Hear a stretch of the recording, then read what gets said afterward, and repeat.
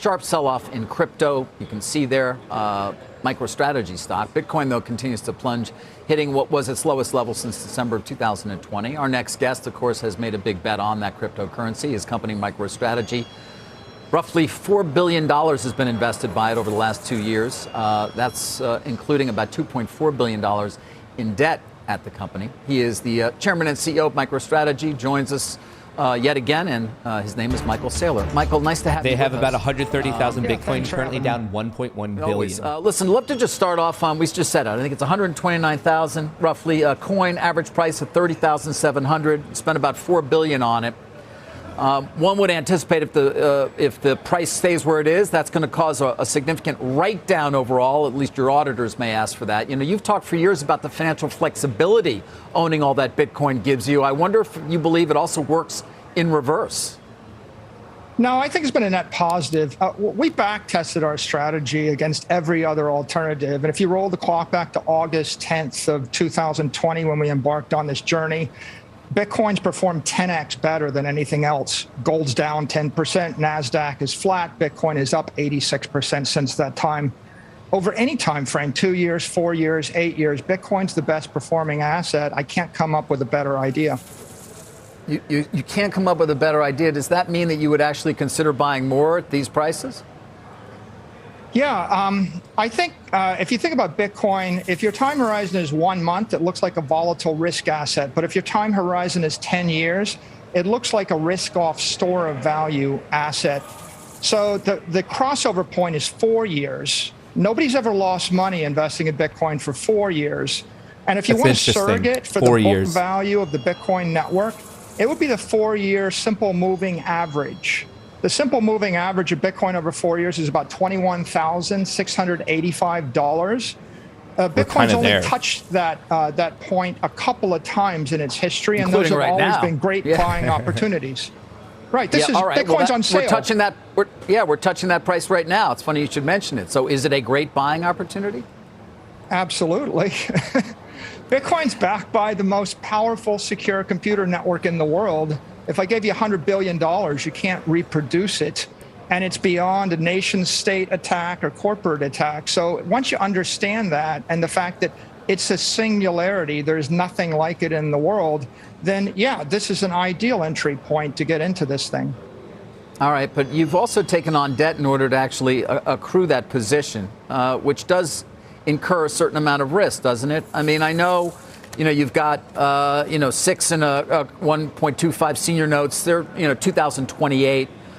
You've also got maturities that are out there, but there's concern in the market about margin calls, about collateral calls, certainly on some of this debt. Can you clarify for us exactly what those are under the covenants that you currently have and how they may impede your financial flexibility? Yeah, sure. On a multi-billion-dollar balance sheet, we've only got a $200 million loan that we have to collateralize, and we're 10x over-collateralized on that right now. If the market traded down by a factor of 10, we've got cash and we generate cash flow. So this has all been, the margin call thing has much ado about nothing. It's just made me Twitter famous, so I appreciate that. And the Twitter trolls love to beat up on me because it gets them engagement. As for the company's balance sheet strategy in general, we borrowed $2.2 billion at a blended interest rate of 1.8% before interest rates doubled. Junk bond indexes from 426 basis points to 820 basis points. Mortgage rates have doubled. If you had a chance to grab $2 billion at 1.5% interest, it seems like a reasonable thing to do, and I'm glad we did it. Most of it is unsecured debt. 1.7 billion of it is unsecured. The 500 million comes due in 7 years after we borrowed the money. So we feel like we have a fortress balance sheet. We're comfortable, and the margin loan is well managed. All right. Well, you mentioned being Twitter famous. I should add that you helped make me that as well, because we had an exchange in May of 2021 that was viewed 800,000 times. I want to play it for you, Michael, because it's instructive to get you to listen to it now and respond again to some of the same things that you discussed then. Take a listen. You do understand how much risk you're taking on here, don't you? There's something solid there. I mean, Bitcoin is an idea that's worked. It might have been risky 10 years ago, But how long do you have to watch something spread like an idea virus before you decide that maybe it's going to be around for a while? So again, you're comfortable taking this continued risk that we're talking about. You know, the biggest idea here is Bitcoin is the first and the only legitimate scarcity in the universe. Gold is not scarce. They just found 320,000 tons of gold in Uganda, which would double the supply of all gold mined since the beginning of mankind. So Bitcoin is the ideal commodity because you can't make any more of it. You can hold it forever, and it's programmable. And as I said before, if I gave you hundreds of billions of dollars, you can't recreate the network. So we see it as unique, as a long-term store of value, and it's a commodity and property. We couldn't do this strategy with a security like the S&P index, and it doesn't make any sense to do it with single-family homes, which have underperformed as well. So, yeah, we stand by the decision, and we think that 98% of the world doesn't understand the concept of a digital scarcity yet, but when they do, they're going to think it's a magical thing. Michael, you mentioned this sort of 4-year average as a proxy for some kind of intrinsic value to the Bitcoin network. This thing's only existed for a dozen years, right? So, I mean, the 4-year value, it doesn't seem like something that has some kind of statistical, significance to it that we're going to rely on. I mean, maybe it's worked on the chart, but to me, to say that's something like book value is a little tough. Well, the idea here is Bitcoin's a bank in cyberspace, and people buy Bitcoin to store their monetary energy forever. MicroStrategy put $4 billion into the network, and we got less than 1% of the network, like 75 basis points or something. So if you think about how much money collectively has been invested by the Bitcoin hodlers, it's looking like the book value of the network's 450 billion or so. If you look at the daily deposits in the network day after day over the course of the last 4 years, and people tend to hold on to that forever. So I think it's a pretty good surrogate for the monetary energy invested in the network. And because it's unique and there's no other alternative network you can move it to, people that have put that money into the network are committed for the long term.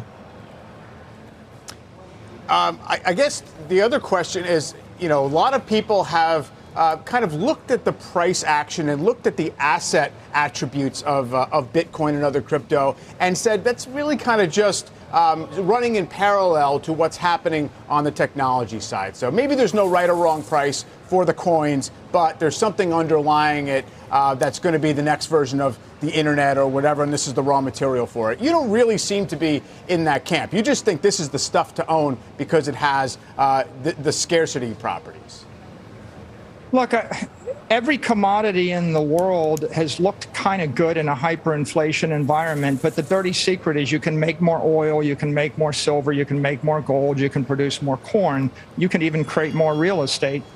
Bitcoin's the only thing that looks like a commodity that is scarce and capped. And in the crypto world, look, the crypto world is 19,868 likely unregistered securities, one digital commodity called Bitcoin. And so this Bitcoin is unique because of its provenance and because of the Bitcoin mining network backing it and because of the protocol. There's nothing like it in the analog world, and there's nothing like it in the crypto world. But to Mike's point about the short shelf life, Michael, and the limited history we have to go on, what do you say to those who argue it's been incubated in a long period of cheap money and stimulus and money growth and M2 growth, and that if that era ends, why should the price appreciation have anything to do with its short history? The price is appreciating because there's a fundamental need for 8 billion people in the world to have a store of value of their economic energy that is beyond the reach of a corporation or a government, and that cannot be debased by any individual institution or nation state. And in the 19th century, that dream was the gold dream. And in the 21st century, that dream is Bitcoin. And, it's not hard to go find someone on the street that wants to find a way to preserve their life savings without it being stolen by a bank or debased by a government. And so Bitcoin meets that need. Nothing else in the world meets that need. Michael, you indicated earlier that this is a good opportunity to buy more. I think the company bought 4,827 coin in the first quarter. Do you have the cash flow to actually buy more now if you really wanted to? Yeah, the company continues to generate cash flow, and from time to time, as we have excess cash, we're going to buy more. Our strategy is buy it and hold it and sweep our free cash flows into Bitcoin. Yeah. What about buying your bonds? They traded a pretty significant discount. That might actually get more for your bang for your buck. Yeah, the securities market is very volatile, and I understand that. But our strategy is levered long Bitcoin. So our investors, our equity investors, our securities investors, they know that our strategy is to be long Bitcoin with responsible use of leverage. We intend to be transparent and committed to that strategy. That makes us predictable. And then all of our investors can decide whether they want to hedge their portfolio.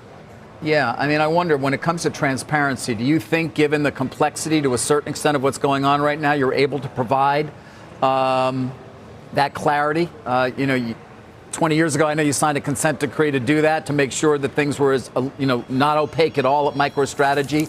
Does this period we're in sort of make it more difficult to do that? I don't think so. I think we've gone to great lengths to explain to our shareholders what our balance sheet looks like. They have access to all of the notes, the details on all of the notes, the converts, the senior secured note, the Silvergate loan. I think that's well understood. It's posted on our website. We have very detailed investor calls where we discuss that and answer questions. And finally, to the extent that you are sort of a leader in terms of proselytizing for Bitcoin and followed, as you pointed out, very widely, I'm sure this interview will get a great deal of views long after it's been concluded. I mean, what do you want to tell those people who perhaps bought Bitcoin on margin because they've listened to you in the past and find themselves obviously in a deeply negative position, if not having to be completely wiped out in their account where they have the Bitcoin? Look, if your time horizon is less than 4 years, you're a trader. I don't think you should trade anything unless you're a professional. You do it for a living. If your time horizon is more than 4 years, you can reasonably call yourself an investor. And the Bitcoin savers or maximalists have a time horizon of 10 years or longer. So my advice to anybody investing in Bitcoin is, unless you're a professional high-speed trader with proprietary software, you ought to hold it for at least 4 years. And if you want to focus on something, focus upon the 4-year simple moving average. It'll keep you from giving yourself anxiety. And that helps you to understand where we are in the life cycle of the asset.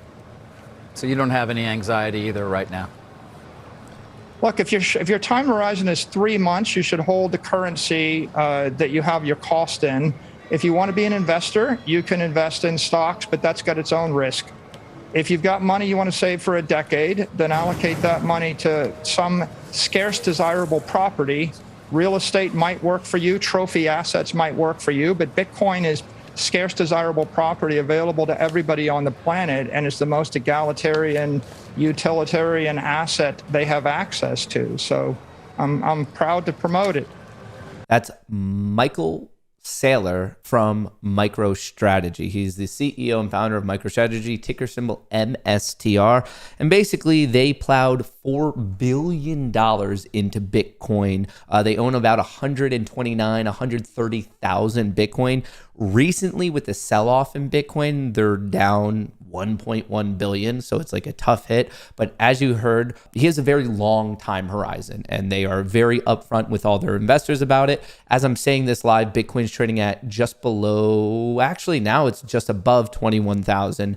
He was using the 4-year simple moving average, which is at 21.5, where he's at. He was asked, like, is this the time that you would invest? And he liked it. I agree with a lot of the things he said. The 8 billion people on this planet, I believe there's a way that we need to be able to store our wealth like outside of government, because we see that crazy stuff happens.